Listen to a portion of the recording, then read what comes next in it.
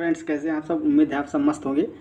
तो मेरा नाम है अमर सिंह यादव, हमारा और आपका प्यारा सा क्यूट सा चैनल बीएससी वर्ल्ड जिसको आप देख रहे हैं। तो आज हम लोग BSc first year second semester unit 3 में जूलॉजी है जो जंतु विज्ञान, इसमें बहुत ही इम्पोर्टेंट टॉपिक डिस्कस करेंगे। यूनिट 3 हमारा चल रहा था, इसमें मैक्सिमम पार्ट कवर हो चुका है, शायद लास्ट टॉपिक ही है। अगर कोई और भी टॉपिक छूटा होगा तो उसको कवर करवा दूंगा, लेकिन मेरे ख्याल से कि टॉपिक आपका पूरा हो चुका है 3rd यूनिट का। बस यही लास्ट टॉपिक था, ये बहुत इम्पोर्टेंट भी है 3rd यूनिट का। ऑक्सीडेटिव फास्फोराइलेशन, या इसको हम बोलते हैं ईटीसी साइकिल। रोज़ बताता था हर क्लास में कि आपको ईटीसी साइकिल पढ़ना है, क्या होता है, थोड़ा थोड़ा हिंट देता था। इलेक्ट्रॉन ट्रांसपोर्ट चेन, हिंदी में इसको बोलते हैं ऑक्सीकरणीय फास्फोरिलीकरण या फिर इलेक्ट्रॉन परिवहन तंत्र, शॉर्ट में ईटीसी भी यूज किया जाता है। तो ये काफ़ी इम्पोर्टेंट टॉपिक है, बहुत खास होने वाला है आपके लिए, क्योंकि इससे 100% क्वेश्चन तो बनना ही बनना है। ये ऐसा टॉपिक है कि क्वेश्चन तो आपको ज़रूर मिलेगा यहाँ से, शॉर्ट लॉन्ग हर टाइप का क्वेश्चन कोई ना कोई मिलेगा ज़रूर यहाँ से, ये कन्फर्म रहता है हमेशा। ठीक है, तो पहले मैं आपको बता दूं कि इसकी ज़रूरत क्यों पड़ी हमको, फिर आपको नोट्स भी मिलेगा और इसकी जो मैकेनिज्म है, जो डायग्राम है, डायग्रामेटिकली आपको फ्लो चार्ट के थ्रू भी समझाऊंगा, जिससे कि आपको विजुअलाइजेशन अच्छा हो जाए, आपको अच्छे से समझ में आ जाए चीज़ें। तो सबसे पहले हम देखते हैं कि इसको हम पढ़ेंगे क्यों। आपको मैं साथ साथ बताता रहा हूँ इस यूनिट में सारी चीज़ें। जैसे कि हम क्या करते थे, इसमें मेटाबॉलिज्म था ना, ये 3rd यूनिट जो है मेटाबॉलिज्म, आप क्या है, कार्बोहाइड्रेट और लिपिड। तो ये कार्बोहाइड्रेट का मेटाबॉलिज्म जो हुआ है अभी तक, उसका लास्ट है। ठीक है, लास्ट पार्ट है। तो मेटाबॉलिज्म हम क्या देखते थे, पहले ग्लूकोज लिए, ग्लूकोज, ठीक है, उसका क्या करवाए थे, ग्लाइकोलाइसिस। ग्लाइकोलाइसिस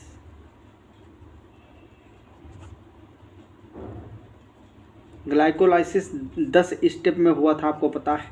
इसमें 10 स्टेप लगे थे और 10 टाइप के अलग अलग एंजाइम्स इसमें यूज हुए थे।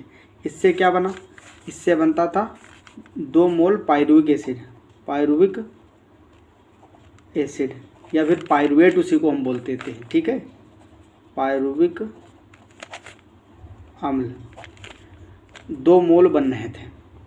अब इस दौरान क्या हुआ था, एटीपी जनरेट हुए थे कुछ, और क्या मिला था यहाँ पे, इस दौरान हमको मिल रहे थे NADPH, ठीक है, NADPH2। हमने बताया था कि एक NADPH2 जो होता है ये 3 ATP बनाता है, लेकिन कैसे बनाता है ये नहीं बताए थे। अब अभी आगे और देखो, जब पायरुविक एसिड को हम कन्वर्ट करते हैं एसिटिल को एंजाइम ए में, तो यहाँ भी क्या मिलता है हमको, NADH2, यहाँ भी मिलता है ना। फिर जब एसिटिल को एंजाइम ए को हम क्रेब्स साइकिल में घुमाते हैं, किसमें, क्रेब्स साइकिल, सारी चीज़ें आपको याद आ रही होंगी। ठीक है, अगर क्लास आप बराबर रेगुलर कर रहे होगे तो। ये जो क्रेब्स साइकिल है, इसमें भी जगह जगह पे कई सारे स्टेप होते हैं ना, तो जगह जगह पे हमको क्या, NADPH2 मिल रहे थे, NADPH2, और कहीं पे GTP मिल रहा था, और यहीं पे कहीं पे FADH2 मिल रहा था, FADH2। तो ये आखिर क्यों बताया मैंने कि एक तो आपका जो पिछला आप पढ़े हो सारी क्लासें वो रिवाइज हो जाएं, और दूसरी बात हम आपको बार बार बताते थे, जो ये NADPH2 बन रहा है ये 3 ATP के बराबर है, 3 ATP के, एक NADH2 और एक FADH2 2 ATP के बराबर है। इसका क्या मतलब है, ये कैसे एक NADH2 हमको 3 ATP देगा, किस तरह से FADH2 हमको 2 ATP देगा, क्योंकि मैक्सिमम जो ATP हमको ग्लूकोज के मेटाबॉलिज्म से या ग्लूकोज के उपापचय से, ऊपर लिख देते हैं, ये प्रोसेस जो पूरे हो रहे हैं ये क्या है, metabolism of carbohydrate,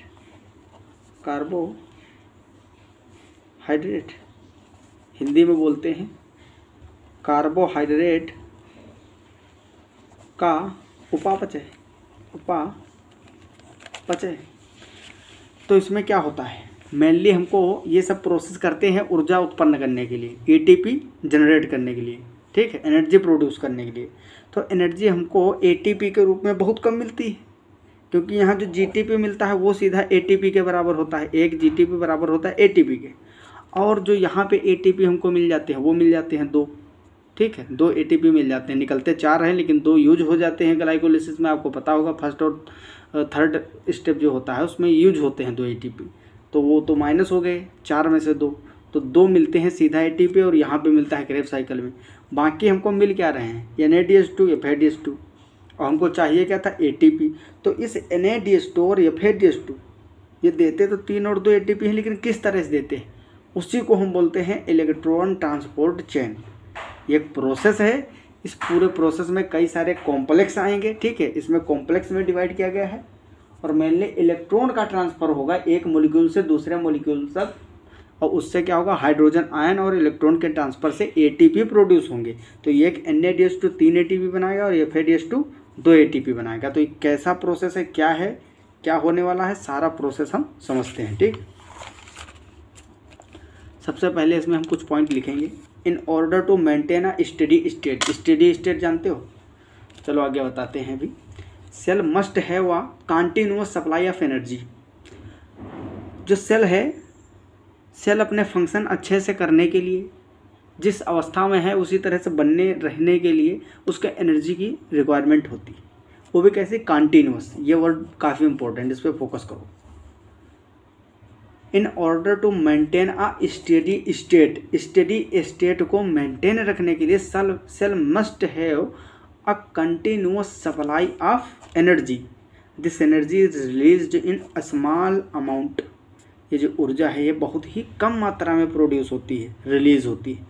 phosphorylation is able to temporarily store these small amounts of energy. जो फास्फोराइलेशन है या फास्फोरिलीकरण जिसको हिंदी में बोलते हैं, इस मैकेनिज्म के थ्रू हम इस जो स्मॉल अमाउंट में एनर्जी कंटिन्यूअस सप्लाई की ज़रूरत होती है, उस एनर्जी को हम फास्फोरिलीकरण के द्वारा स्टोर करके रखते हैं। कैसे, फास्फोरिलीकरण का मतलब क्या होता है, फास्फेट का जुड़ना। मान लो कोई एक मॉलिक्यूल था, इसमें मैंने फास्फेट बॉन्ड बना के जोड़ दिया। ये जो फॉस्फेट बॉन्ड होगा, फॉस्फेट बॉन्ड, इसमें होती है एनर्जी। ये जब टूटता है, जब इसको हम ब्रेक करेंगे, क्या करेंगे, ब्रेक करेंगे, ब्रेक करते हैं तो ये क्या करता है, एनर्जी प्रोड्यूस करता है, एनर्जी प्रोड्यूस करता है, एनर्जी उत्पन्न करेगा, ठीक है। इसको तोड़ने पे जब ब्रेक करेंगे हम इस बॉन्ड को तो एनर्जी प्रोड्यूस करेगा। तो इस बॉन्ड को बनाने की जो प्रोसेस है, प्रक्रिया, उसको बोलते हैं फास्फोराइलेशन, ठीक है। मतलब इस फास्फोराइलेशन में इसको बनाना और तोड़ना, यही मैकेनिज्म आती है मेनली।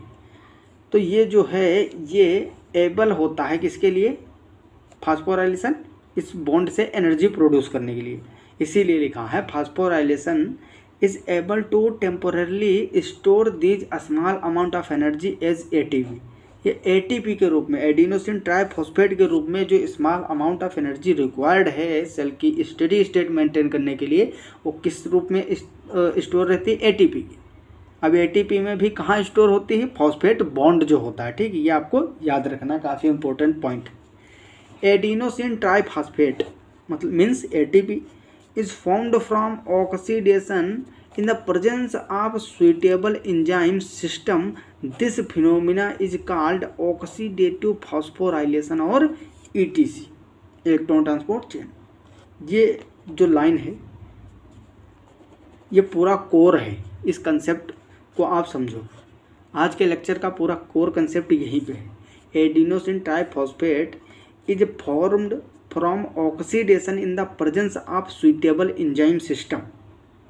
मतलब जो NADH2 हम बनाए हैं उसका हम सुइटेबल एंजाइम के थ्रू ऑक्सीडेशन करवाएंगे और उससे हमको क्या मिलेगा, ATP। अब एक NADH2 या FADH2 से ATP बनाने के लिए कई सारे मतलब स्टेप आएंगे बीच में, और हर स्टेप में अलग अलग टाइप का एंजाइम इन्वॉल्व होगा, ठीक। किस तरह से प्रोसेस होगा ये सब अभी हम समझेंगे, ठीक है।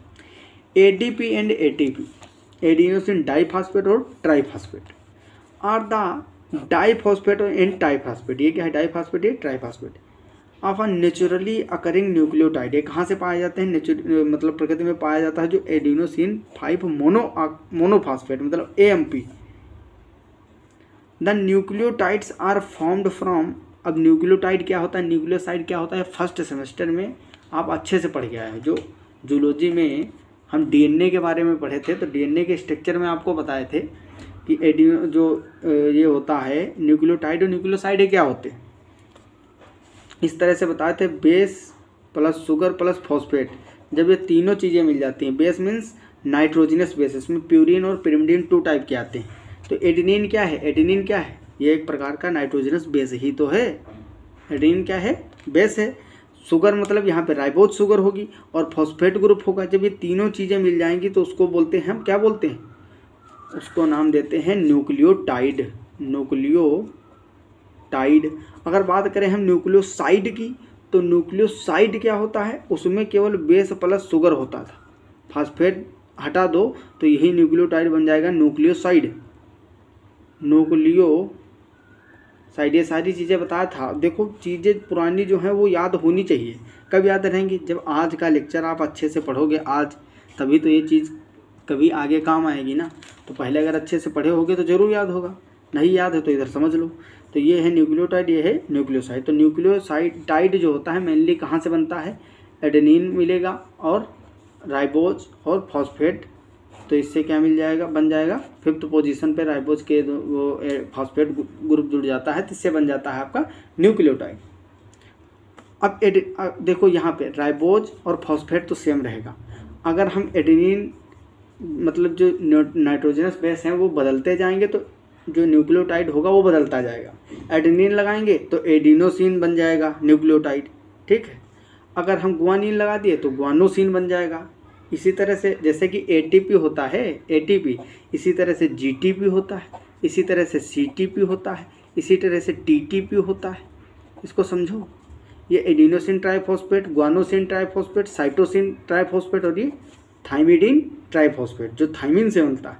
इसी तरह से यूरेसिल भी होता है, UTP, ठीक है। खैर वो ज़्यादा इम्पोर्टेंट नहीं है। तो इस तरह से जिस तरह से हम यहाँ पे जो नाइट्रोजनस बेस चेंज करते जाएंगे तो उसका नाम उसी तरह से न्यूक्लियोटाइड चेंज होता जाएगा। तो हम मेनली यहाँ एडिनोसिन ट्राइफॉस्फेट मतलब ATP की बात करेंगे, ठीक है।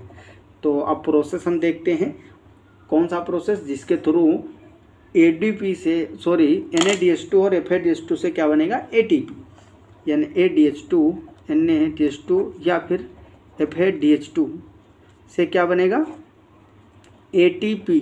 इसी को हम बोलते हैं ऑक्सीडेटिव फॉस्फोराइलेशन, ठीक है। या फिर क्या बोलते हैं, ETC, ठीक है, इलेक्ट्रॉन ट्रांसपोर्ट चेन, ठीक। तो काफ़ी इम्पोर्टेंट चीज़ है। अब आपको ये पता चल गया होगा कि आखिरी हम पढ़ने क्या वाले हैं, ठीक, क्या पढ़ने वाले हैं, ये चीज़ समझ में आ गई होगी। तो अब हम स्टार्ट करते हैं सीधा, जो मेन टॉपिक है हमारा, एडिनोसिन ट्राइफॉस्फेट कैसे बनेगा, ठीक है। तो ये मेनली कहाँ पाया जाता है, माइटोकॉन्ड्रिया में। जो ऑक्सीडेटिव ETC साइकिल जो है, ETC साइकिल, ये माइटोकॉन्ड्रिया में होता है। माइटोकॉन्ड्रिया, ये आपको याद रहना चाहिए, माइटोकॉन्ड्रिया, ठीक है, माइटोकॉन्ड्रिया में मिलेगा। इसीलिए हम माइटोकॉन्ड्रिया को भी क्या बोलते हैं, ATP का उत्पादन कहाँ होता है, माइटोकॉन्ड्रिया में। इसीलिए इसको क्या बोला जाता है, ऊर्जा ग्रह बोला जाता है ना, शक्ति ग्रह या ऊर्जा ग्रह बोला जाता है।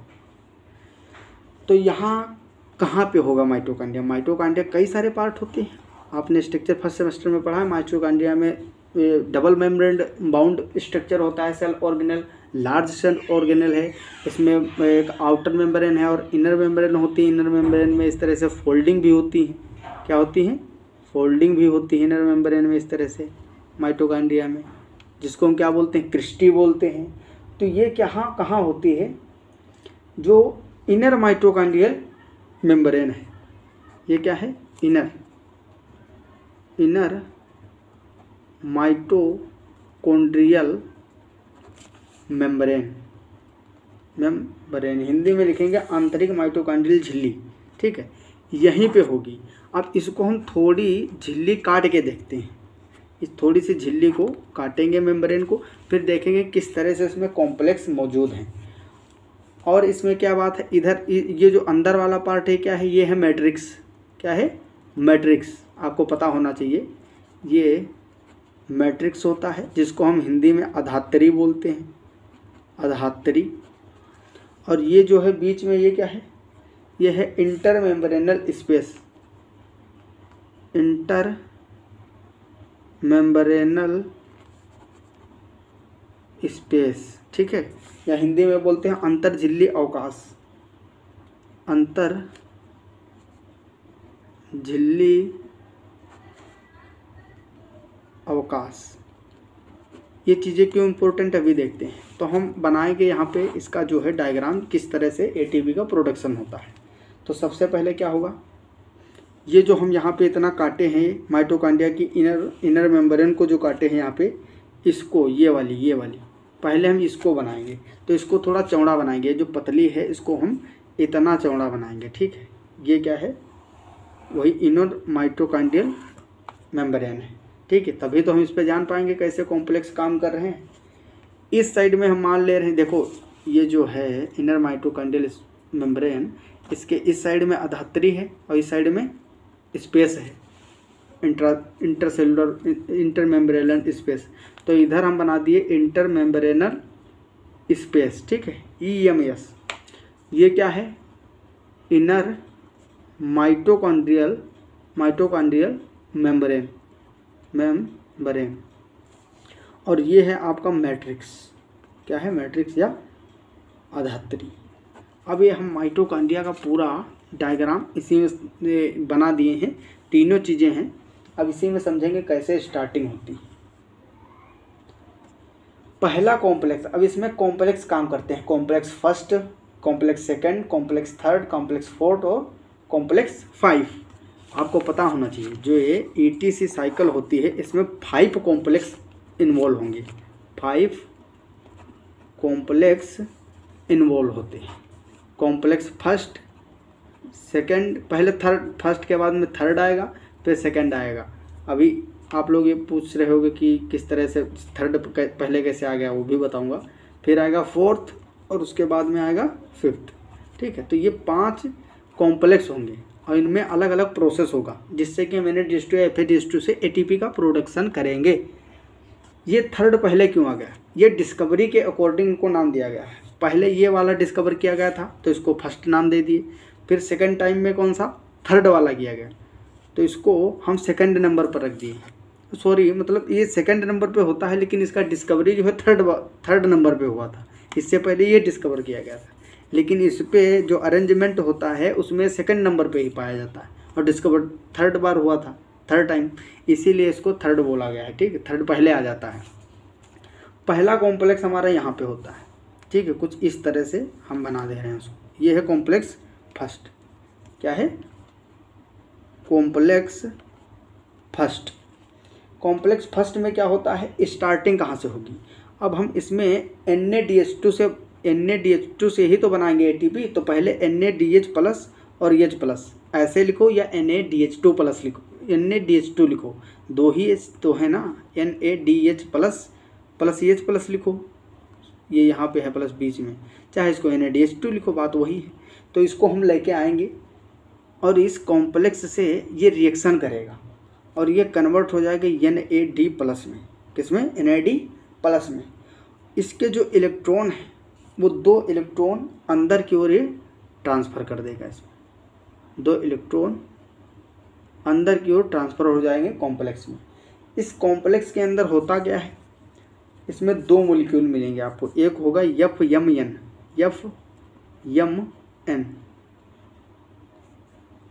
FMN, तो इसको 2 इलेक्ट्रॉन मिलेंगे। ये इलेक्ट्रॉन ये कहाँ ट्रांसफ़र करेगा, FES के पास, FES जो सेकंड मॉलिक्यूल है कॉम्प्लेक्स फर्स्ट का। अब ये इलेक्ट्रॉन आगे भी ट्रांसफ़र किए जाएंगे। आगे कैसे ट्रांसफ़र किए जाएंगे, हम कॉम्प्लेक्स फर्स्ट को यहाँ भी लिख दे रहे हैं, ठीक है। ये कॉम्प्लेक्स फर्स्ट है, यहाँ भी लिख दिया हूँ कॉम्प्लेक्स फर्स्ट। अब ये इलेक्ट्रॉन दूसरे कॉम्प्लेक्स को ट्रांसफ़र किए जाएंगे। तो दूसरे कॉम्प्लेक्स मान लो दूसरा कॉम्प्लेक्स यहाँ पे प्रेजेंट है कुछ इस तरह से, ये दूसरा कॉम्प्लेक्स है, ठीक है। तो दूसरे कॉम्प्लेक्स से पहुँचने से पहले ये बीच में 2 मॉलिक्यूल में कन्वर्ट होता है। एक तो यू क्यों लिखते हैं जिसको हम यूबी क्विनोन नाम होता है। अभी इन सबका नाम बताएंगे आपको क्या होता है। यू क्यों लिखे इसका मतलब है यूबी क्विनोन। ये इलेक्ट्रॉन वही इलेक्ट्रॉन है जो वहाँ से निकला था NADH2 से, ये यूबी क्विनोन के पास जाएगा। अब यही इलेक्ट्रॉन फिर से किसके पास जाएगा, UV quinone H2, UV quinone H2 बन जाएगा। अब देखो आगे प्रोसेस क्या होगा। जब इसको यूबी क्विनोन को इलेक्ट्रॉन मिले तो ये H प्लस इधर से मैट्रिक्स से H प्लस खींच लेगा, H प्लस, और जुड़ जाएंगे इसमें। जिसके पास इलेक्ट्रॉन होंगे माइनस चार्ज तो उससे हाइड्रोजन तो चिपक जाएगा ही H प्लस, तो ये यूबी क्विनोन बन गया, यूबी क्विनोन यू क्यों H2। अब ये क्या करेगा, जो सेकंड वाला कॉम्प्लेक्स है इसको बोलते हैं कॉम्प्लेक्स थर्ड, जो सेकंड नंबर पे आता है लेकिन नाम इसका होता है कॉम्प्लेक्स थर्ड। इस कॉम्प्लेक्स थर्ड में क्या होता है, इसका हम नाम देते हैं साइटोक्रोम BC1। क्या नाम देते हैं, साइटोक्रोम BC1। ये है साइटोक्रोम BC1। तो इसमें पहले क्या मिलेगा आपको, साइटोक्रोम B। तो ये इलेक्ट्रॉन देगा किसको, साइटोक्रोम B को, साइटोक्रोम B को। SYT B लिखा है, इसका मतलब साइटोक्रोम B। ये फेरस साइनाइड सल्फाइड से, ठीक है, फेरो सल्फाइड जो है इसको इलेक्ट्रॉन ट्रांसफ़र करेगा। ये किसको करेगा, फिर से साइटोक्रोम C1 को इलेक्ट्रॉन देगा, वही इलेक्ट्रॉन चल रहा है। अब यहाँ से इलेक्ट्रॉन कैसे निकलेंगे, क्योंकि जो इलेक्ट्रॉन थे वहाँ तो हाइड्रोजन बंध गया, मतलब ये 2 तरीके से टूटता है। यहाँ से H प्लस भी, जो H प्लस लिए था इसने और इलेक्ट्रॉन लिया था, यूबी क्विनोन ने क्या लिया, इधर से इलेक्ट्रॉन इधर से H प्लस। तो H प्लस कब आए, जब इलेक्ट्रॉन आया। तो जब इलेक्ट्रॉन को निकालोगे तो H प्लस निकल भी तो जाएगा ना, जब इसके आने से ये आ सकता है तो इसके जाने से जा भी तो सकता है, तो ये यहाँ से निकल भी जाएगा। कहाँ से निकलेगा, ये इस तरह से हम बाहर निकाल देंगे H प्लस। यहाँ पे H प्लस तुम्हारे निकल जाएंगे। ये कहाँ निकल रहे हैं, अंतर झिल्ली अवकाशिका में इकट्ठा हो रहे हैं तुम्हारे H प्लस, इसको याद रखना, ठीक। यहाँ भी पास आउट किए होंगे फर्स्ट प्रोसेस में, क्योंकि यहाँ NADH2 था ना, तो यहाँ से जब इलेक्ट्रॉन निकले थे तो हाइड्रोजन भी निकल गया था साथ में, Na प्लस बना था। तो ये हाइड्रोजन कहाँ गए, ये जब इसमें इंटर करता है कॉम्प्लेक्स में तो इलेक्ट्रॉन ट्रांसफ़र होने लगते हैं और हाइड्रोजन बाहर निकलते चले जाते हैं। यहाँ भी H प्लस निकला होगा। अब क्या हुआ, ये जो साइटोक्रोम C1 है ये साइटोक्रोम C को इलेक्ट्रॉन देगा, साइटोक्रोम C, ये C1 है, ये है साइटोक्रोम C। अब याद रखना, ये आपसे क्वेश्चन पूछा जाएगा कि साइटोक्रोम C जो होता है वो कहाँ प्रेजेंट होता है। तो साइटोक्रोम C कहाँ प्रेजेंट होता है, ये इंटरमेम्ब्रेनल स्पेस में होता है। बाकी सारे अब कॉम्प्लेक्स मॉलिक्यूल जो है कहाँ पे देखे हो, सब इनर माइटोकॉन्ड्रियल मेम्ब्रेन में है, ठीक है। तो ये इलेक्ट्रॉन को आगे ट्रांसफ़र करेगा, और कहाँ ट्रांसफ़र करेगा, बीच में एक और कॉम्प्लेक्स है, यहाँ पे मैं इस तरह से बनाऊंगा उसको, ये है कॉम्प्लेक्स, ठीक है। इसको बोलते हैं कॉम्प्लेक्स सेकंड, आता थर्ड नंबर पे बोलते हैं कॉम्प्लेक्स सेकंड। कॉम्प्लेक्स सेकंड का नाम होता है सक्सीनेट डिहाइड्रोजिनेज, सक्सीनेट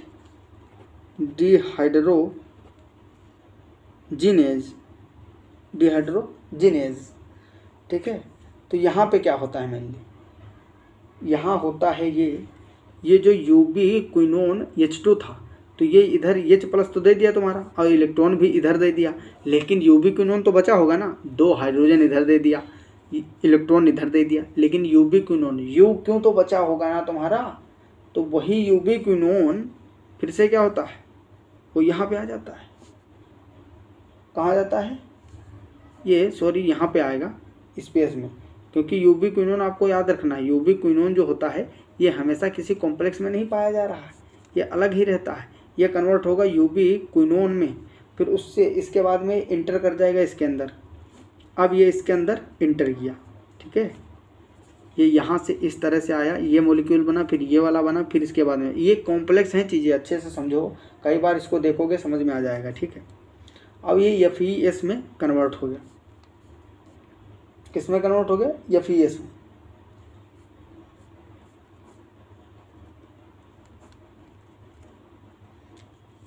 यहाँ पे जो तुम्हारा कॉम्प्लेक्स सेकेंड है, यह क्या करेगा, यहाँ पे आप सक्सीनेट यूज करोगे, सक्सीनेट, और सक्सीनेट कन्वर्ट हो जाएगा फ्यूमरेट में, फ्यूमरेट में कन्वर्ट हो जाएगा। यहाँ से आपको क्या मिलेगा, FAD, क्या मिलेगा, FAD, और ये FeS में कन्वर्ट होगा, और ये बनाएगा यूबिक्विनोन, और ये यूबिक्विनोन H2 में कन्वर्ट होगा। यहाँ से भी तुमको हाइड्रोजन मिलेंगे, जिस तरह से वहाँ से हाइड्रोजन मिले हैं उसी तरह से यहाँ भी मिलेगा। अब ये चीज़ आप अच्छे समझो, आपका जो FADH2 होगा, क्यों आपसे बताए थे, जो NADH2 है, NADH2 ये 3 ATP के बराबर है, और FADH2 जो होता है, FADH2 ये 2 ATP के बराबर है। क्यों, क्योंकि FADH2 जो होगा वो यहाँ से सेकंड वाले कॉम्प्लेक्स से इंटर करता है इस साइकिल में, इसीलिए एक ATP ऊपर ही बन जाती है, कहाँ पे, जहाँ पे हाइड्रोजन निकल रहा है,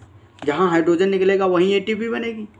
तो ये जो FADH2 है ये कहाँ से पार्टिसिपेट करता है, सेकंड कॉम्प्लेक्स से, FAD ये लिखा है ना, FAD, तो ये FAD यहाँ से पार्टिसिपेट कर रहा है FADH2, तो ये यहाँ हाइड्रोजन दे रहा है, मतलब सेकंड नंबर से स्टार्ट कर रहा है, तो ऊपर वाला ATP इसे तो मिलेगा नहीं, इससे जो नीचे इधर बनेंगे वही मिलेंगे। और NADH2 कहाँ से, फर्स्ट कॉम्प्लेक्स से यूज हो रहा है, तो इसमें ये वाला भी काउंट होगा। और आपको याद रखना, जहाँ H+ निकलेंगे, जहाँ हाइड्रोजन आयन निकलेंगे वहीं पे ATP प्रोड्यूस होगी, ठीक है। अब हम बात करते हैं कॉम्प्लेक्स 4 की। तो ये जो हमारा साइटोक्रोम C था, ये सीधा कॉम्प्लेक्स 4 में घुसता है, ये है तुम्हारा कॉम्प्लेक्स 4, यहाँ पे कॉम्प्लेक्स 4 में ये जाएगा और कन्वर्ट हो जाएगा CUA में, किसमें, CUA, ये CUA कन्वर्ट होगा तुम्हारा साइटोक्रोम A में, साइटोक्रोम कन्वर्ट होगा फर्दर साइटोक्रोम A3 में, साइटोक्रोम A3 फिर से कन्वर्ट होगा साइटोक्रोम CUB, ये CUA था, साइटोक्रोम A बना, साइटोक्रोम A3, फिर साइटोक्रोम ये कॉपर B बन गया, CUB। ये इलेक्ट्रॉन ही आ रहा है, वही इलेक्ट्रॉन जो वहाँ से निकला था NADH2 से, बहुत खतरनाक इलेक्ट्रॉन है, ठीक है, बहुत सारे ATP बनाए गए, तो यहाँ से चलता हुआ इलेक्ट्रॉन आ रहा है, वही इलेक्ट्रॉन यहाँ तक लाए हैं, ठीक। अब इस इलेक्ट्रॉन को क्या करेंगे, यहाँ से भी तुम्हारा H+ आयन मुक्त हो जाएगा। अब क्या हुआ, यहाँ पे एक रिएक्शन होती है, कॉम्प्लेक्स 4 जो होता है बहुत इंपॉर्टेंट है, ये है कॉम्प्लेक्स 4। यहाँ पे एक रिएक्शन होती है, यहाँ पे वाटर फॉर्म होता है, क्या होता है, वाटर बनता है, क्या बनता है, वाटर बनता है, H2O, ये आपको याद रखना है 4th कॉम्प्लेक्स में। अब यहाँ जो हाइड्रोजन बाहर निकले हैं, ये हाइड्रोजन हम इस तरह से एक लाइन से जोड़ रहे हैं, ये इस हाइड्रोजन को हम ऐसे लाइन से जोड़ रहे हैं, ये लाइन कहाँ घुसेगी, अभी तक सब जितने भी कॉम्प्लेक्स थे उसमें हम इलेक्ट्रॉन को डाल रहे थे, ये इलेक्ट्रॉन फाइनली कहाँ चला गया, जो वहाँ से चला था, वो इलेक्ट्रॉन H+ और O- इनको जोड़कर हाफ O2 और H+ को जोड़कर H2O बना देगा। तो वो इलेक्ट्रॉन कहाँ पे यूज होगा, जो वहाँ से निकला था। आपसे क्वेश्चन पूछा जाएगा, जो NADH2 से इलेक्ट्रॉन निकलता है या FADH2 से जो इलेक्ट्रॉन निकलता है उसका यूज कहाँ होता है, उसका यूज होता है पानी बनाने में, वाटर बनाने में, कॉम्प्लेक्स 4 में, ठीक है। अब जो कॉम्प्लेक्स 5 है, जो लास्ट वाला, ये बहुत इंपॉर्टेंट है, ATP तो इसी में बनेगी। अब ये जो जितने भी हाइड्रोजन आयन निकले थे हम उनको एक लाइन से जोड़ दिए हैं, और इन सभी हाइड्रोजन को हम कॉम्प्लेक्स 5 में डालेंगे। कॉम्प्लेक्स 5 कुछ और नहीं, आपको पता होगा जो इंटरनल मेम्ब्रेन होती है माइटोकॉन्ड्रिया की, उस पर आपको मैंने बताया था कि ऑक्सीसोम लगे होते हैं, इस तरह के एलिमेंट्री पार्टिकल, जिसमें F0 और F1 दो मतलब साइट होती हैं। ये जो पीछे का भाग है ये है F0 और आगे वाला F1, ये क्या है, F1 ये F0। इसका बहुत बड़ा रोल है, यहीं तो ATP बनेगी, यहीं पे ATP बनेगी। ये जो हाइड्रोजन हैं, ये हाइड्रोजन आयन कहाँ घुस जाएंगे, F0 में, ये F0 है और आगे वाला आप मान लो F1 है। इसी F1 में क्या पाया जाता था, माइटोकॉन्ड्रिया का स्ट्रक्चर जब पढ़े थे फर्स्ट सेमेस्टर में तो बताया गया था ना कि इसमें क्या होता है, एटीपी सिंथेज होता है। एटीपी सिंथेज ये क्या करेगा, इन हाइड्रोजन आयनों को सीधा सिंथेसाइज करेगा एटीपी में। यहाँ पे जितने भी एडीपी होंगे तुम्हारे प्लस इनऑर्गेनिक फास्फेट, और यहाँ पे आप जो एच प्लस हैं ये सांद्रता पूर्णता के अनुसार ये जो इंटर मेम्ब्रेनल स्पेस है यहाँ से आ जाएंगे मैट्रिक्स में, और इसी फ्लो के कारण ये एडीपी प्लस पीआई क्या बना देंगे, एटीपी। तो जितने ज़्यादा यहाँ पे हाइड्रोजन जितने स्टेप में निकले होंगे उतने ज़्यादा यहाँ पे एटीपी बनेंगे।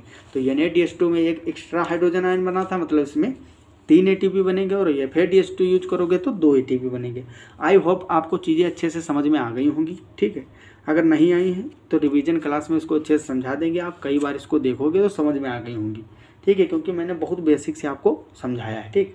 बाकी इसका जो नोट्स बचा हुआ है वो मैं टेलीग्राम पे सेंड कर दूंगा। यूनिट पूर्ण हो जाएगी जब, तो पूरा यूनिट का एक साथ सेंड कर दूंगा, ठीक है, डोंट वरी।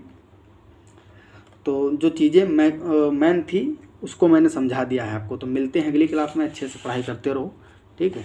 तब तक के लिए okay bye, all the very best. जय हिंद, जय भारत।